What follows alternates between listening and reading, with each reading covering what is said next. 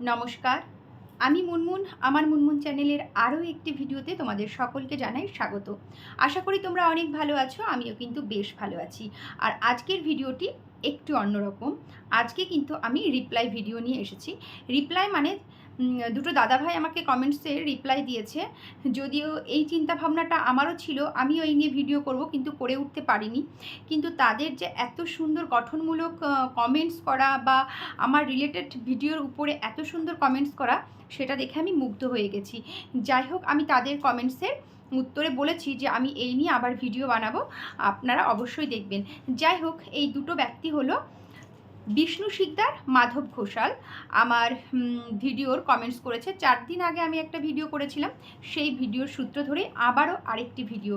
আর তোমরা আমাকে অনেক অনেক ভালোবাসা দিয়েছো, তার জন্য তোমাদের অনেক অনেক ধন্যবাদ। আশা করি ভিডিওটি না টেনে তোমরা সকলেই দেখবে আর আমার পাশে থাকবে। সেটা হলো, রাজ্যে প্রাইমারি স্কুলের চাকরি নিয়ে যে দুর্নীতি চলছে তারই পরিপ্রেক্ষিতে ভিডিওটি আমি তৈরি করতে বসেছি। সেটা হলো যে আমি বলেছিলাম, বা যেটা সত্যি সেটাই বলেছিলাম, যে রাজ্যে এই যে 60,000 ছেলের চাকরি চলে গেল, সত্যি এটা আমাদের কাছে মর্মাহত। আর তার সঙ্গে এটাও বলেছিলাম যে যারা চাকরি পায়নি, অরিজিনাল শিক্ষিত হয়ে পড়াশোনা করে বেকার, তারপরে গরিবের ছেলে গরিবের মেয়ে চাকরি পায়নি, তাদের বিরুদ্ধেও একটু প্রতিবাদ আমি সামান্য হলেও করেছিলাম। সেইখান থেকেই আমাকে আনসারটা দিয়েছে আর কমেন্ট সেকশানে কমেন্টস করে সুন্দর করে জানিয়েছে। সেটা হচ্ছে, আমিও তাদের সঙ্গে একই মত পোষণ করি, তার জন্য ভিডিওটি করছি। যে সত্যিই তো সবাই কি এখানে দুর্নীতির সঙ্গে যুক্ত ছিল?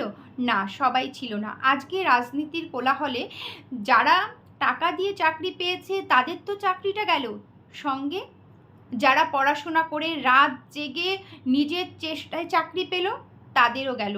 এখানে কি বাছাই পর্বটা তাহলে কি হলো? আমরা সবাই এখন যারা উপর মহলে বসে রয়েছে তাদের দিকে তাকিয়ে রয়েছি। সত্যি আমাদের কি মানে বিচার বিচার মনে হয় সেই ভগবান করে, বলে ঠিকই, কিন্তু না, সব বিচার কিন্তু ভগবান করতে পারে না। আমাদের যারা উপরতলার মানুষ রয়েছে তাদের উপরে আমাদের নির্ভর করতে হয়।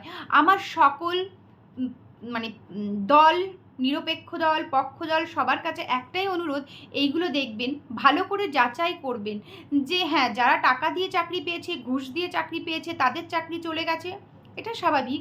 যাদের হয়নি তারাও তো অনেক কষ্ট পাচ্ছে। কিন্তু এদের মধ্যেও অনেক ছেলে মেয়ে আছে যারা কিন্তু পড়াশোনা করে রাত জেগে মা বাবার চোখের জলের দামটা দেবে বলেই পড়াশোনাটা করেছিল একটা সরকারি চাকরি পাওয়ার আশায়, তাদের চাকরিটাও চলে গেল। আর কি তারা কি আবার ফিরে আবার চাকরির জন্য বসবে? এটা সম্ভব? কত গরিব ছেলে মেয়ের চাকরি চলে গেছে, যারা তাদের পরিবার, মা বাবা ভাই বোন সে একটা চাকরির উপরেই চলছে, তাদের অবস্থাটা কি বলুন তো? সেটাও তো আমাদের ভাবা দরকার। তাই যাদের চাকরি চলে গেছে, যারা দুর্নীতি করে চাকরি পেয়েছে, সেটা তো আলাদা কথা, তাদের শাস্তি হোক, তাদের শাস্তি হোক, সেটা আমরা আপনারা সবাই চাই।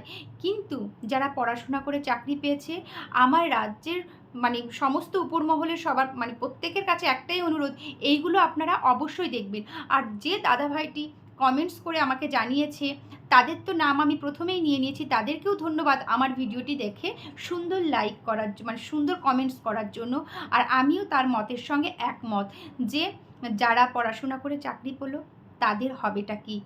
চলো, আমার ভিডিওটি কেমন লাগলো আর আমার সঙ্গে তোমরাও কি একমত সেটাও আমাকে অবশ্যই জানিও। আমি কিন্তু তোমাদের একটা কমেন্টসের আশায় ভিডিওটি করি। আমি চাই তোমরা সবাই আমার ভিডিওটি দেখো আর সুন্দর একটা কমেন্টস করে যাও। আমার মতামত ভুল হতেই পারে, আমার চিন্তাভাবনা ভুল হতেই পারে, কারণ সবার চিন্তাভাবনা তো এক না। আমি চাই আপনারা যারা আমার ভিউয়ার্স রয়েছেন তারাও আমাকে একটা মতামত দেন।